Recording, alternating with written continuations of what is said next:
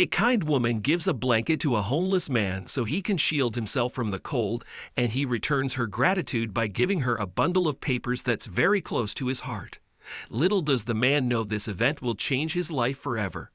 Before we continue, please take some time to subscribe to Dailydose, like and share this video with your friends. It might brighten their day and inspire them to do good. Also keep watching because an important lesson awaits at the end of the video. Sandra exited the bookstore, clutching the latest release by her favorite author. She had studied creative writing at Harvard and was working as an editor for a small agency in New York.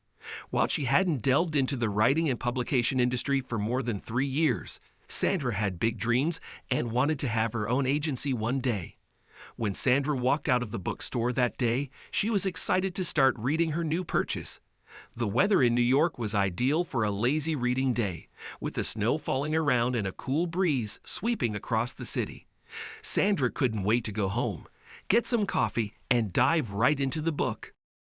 As she crossed the first street after the bookstore, Sandra was all happy and cheerful, until she saw something that made her feel awful. She saw a homeless man shivering in the cold at the corner of the street. The weather around was chilly, and looking at the man's condition, Sandra knew he could fall sick easily in the weather. She knew she had to do something to help him and approached him. "Excuse me, sir," she said. "Are you going to stay here for a while? My home is nearby. I can get you a blanket and some tea to keep you warm." As Sandra said that, the man looked up and tears welled up in his eyes. "Thank you, miss. Please, that would be very kind of you. So many people went by, but no one volunteered to assist me." "That's all right, sir. I'll be right back.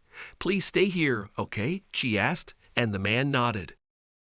Sandra's home was close enough, so she walked as fast as possible and returned to the man with a blanket and some tea in a thermos flask. When she offered them to him, he wouldn't stop thanking her. "You are an angel," he cried. "How will I ever pay you back?" "You don't need to, sir," she replied with a smile. "Just take care of yourself. I'm Sandra, by the way." "It's irrelevant now, Sandra.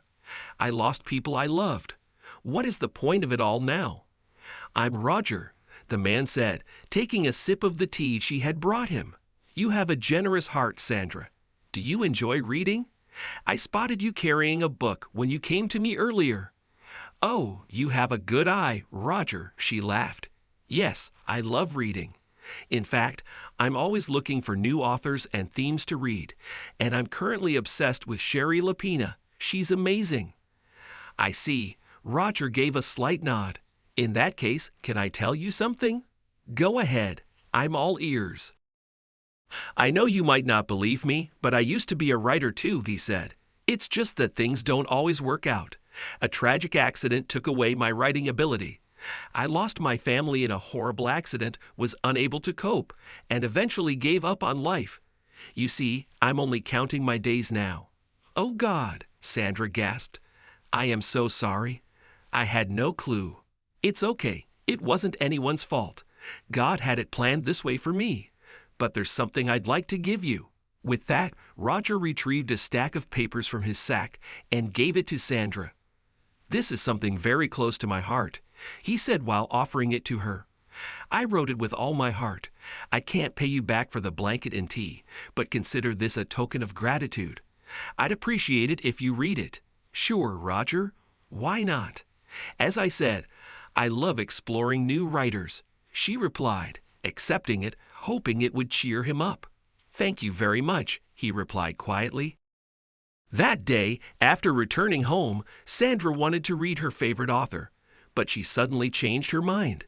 She decided to give the paper she had received from Roger a chance, so she prepared coffee and got in her warm, comfy blanket, reading it sheet after sheet. Halfway into her reading, Sandra was in tears.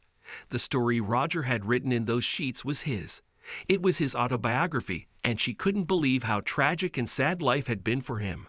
Roger didn't come from money and aspired to be a successful writer. His parents didn't support his passion, so he sought odd jobs to fund it. However, when he finally received an offer from a major publisher, his parents were killed in a horrific car accident.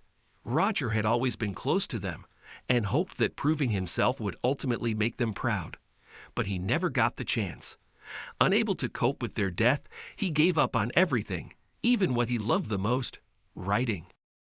Sandra's tears didn't stop falling as she finished reading Roger's story. Something in her heart told her that the rest of the world needed to hear this story. She couldn't let Roger's efforts go to waste.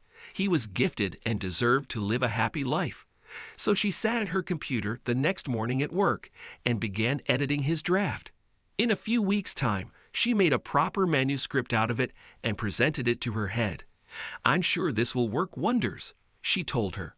"We need to publish his book. I went through it several times myself, and I believe giving it a shot will be worth it. It has the potential to bring excellent results to our agency." After a team meeting, the agency decided to publish it, and Sandra's happiness knew no bounds. After work, she hurried to the location where she'd met Roger and luckily found him there. But when she told him he would be published, he didn't appear happy. "It's irrelevant now, Sandra. I lost people I loved. What's the point of it all now?" Sandra held his eyes and said, "You will do it for yourself, Roger. You are talented, and you deserve every bit of appreciation. If nothing, do it for me once. Please, come with me." Roger was still apprehensive, but when Sandra persisted, he relented.